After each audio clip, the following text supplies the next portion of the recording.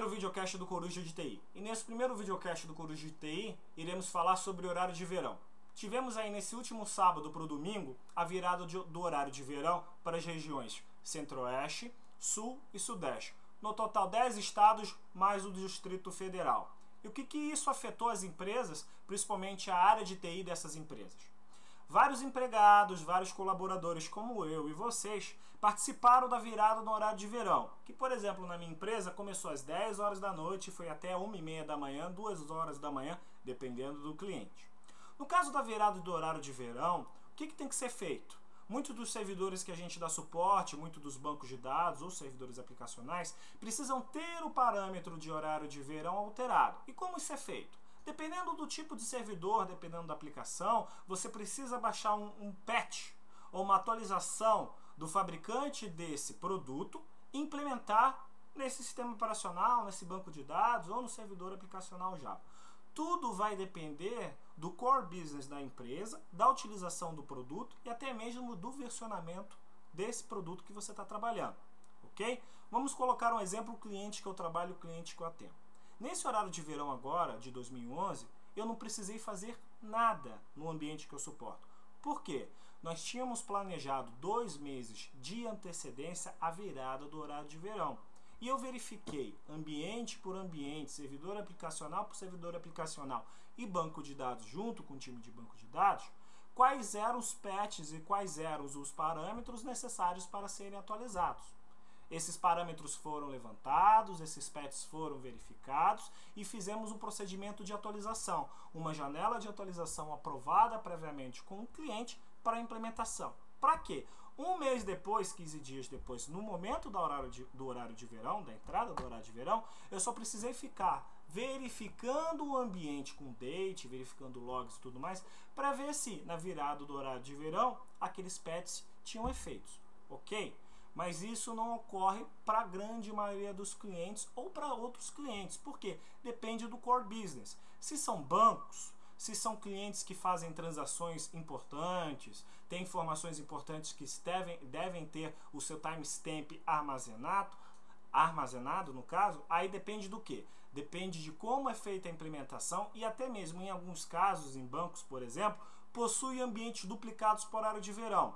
Exemplo, aqui fica um ambiente que tem o horário de verão implementado, o patch do horário de verão implementado, e aqui fica um ambiente que não tem o patch implementado. Esses ambientes têm os seus dados duplicados, são iguais. E o ambiente produtivo só é migrado de um lado para o outro quando tem a virada do horário de verão. Para quê? Você não perder aquela transação e quando é feita a migração, esse ambiente continua funcionando, mas o ambiente que foi migrado é o ambiente que está produtivo, que as informações estão transacionando. Isso acontece muito quando você tem bancos ou operações que são muito críticas. E aí os clientes gastam seus milhares ou milhões de dólares na duplicação desses ambientes, ok? Isso eu estou falando quando vira o horário de verão, quando tem 1 hora a mais. E quando volta, no ano que vem, como que o procedimento é feito? Bem, na maioria dos casos, por exemplo, nos clientes que eu trabalho e que atuo, tá, é feito da seguinte forma. No momento do horário de verão, na meia-noite do domingo, tudo é parado. Todo o ambiente fica estacionado, se para servidores aplicacionais, banco de dados. Espera o horário de verão migrar e quando é migrado o horário de verão, starta novamente tudo aquilo que estava parado. Nesse caso desses clientes. Por que é feito isso? Para não ter nenhuma transação naquele momento devido ao timestamp, principalmente banco de dados.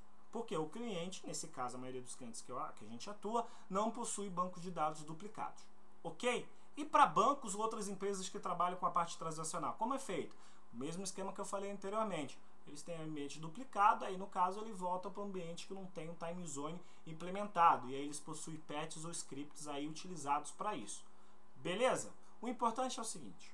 Qualquer virada de time zone, qualquer entrada de horário de verão que seja, ou qualquer alteração do seu ambiente, o mais importante é planejamento. É deixar claro para o teu cliente o que precisa ser executado. Quais serão os ambientes afetados? O que precisa ser alterado a nível técnico e colocar para eles os riscos. E o quanto de janela você precisa. E nessa janela que você vai falar para o teu cliente, é importante exemplificar e falar o seguinte: eu preciso de tanto tempo para fazer a implementação, tanto tempo para fazer a verificação e tanto tempo para testar. Se der problema, eu ainda preciso de um tempo extra para voltar. Deixar isso bem claro para o cliente, uma janela de manutenção clara e objetiva. Por quê? Meu amigo, a lei de Murphy está aí e sempre dá problema. De cada 10 implementações que eu faço no ambiente que eu atendo, 4 dão problema e são obrigadas a serem retornadas, a ter o fallback, como a gente chama, implementado. Beleza? Estamos aí então no Coruja de TI. Continuem acompanhando o blog. Esse foi o primeiro post. Desculpem pelos erros, desculpem pelo jeito de falar, mas acredito que o próximo vai estar melhor. Há um detalhe. Tem uma parte aqui de Formspring, fiquem atentos e coloquem perguntas para o blog. Tendo as perguntas e as perguntas sendo relacionadas sobre os temas do blog, a gente responderá algumas das perguntas no próximo videocast. Eu acredito que o videocast será semanal. Pode ser que eu tendo um tempo livre, seja de manhã, à tarde ou à noite, aí no horário do almoço, do trabalho e tudo mais, eu possa chegar e filmar as respostas e colocar no próximo ou adiantar tudo no canal do YouTube. Beleza? Obrigado aí.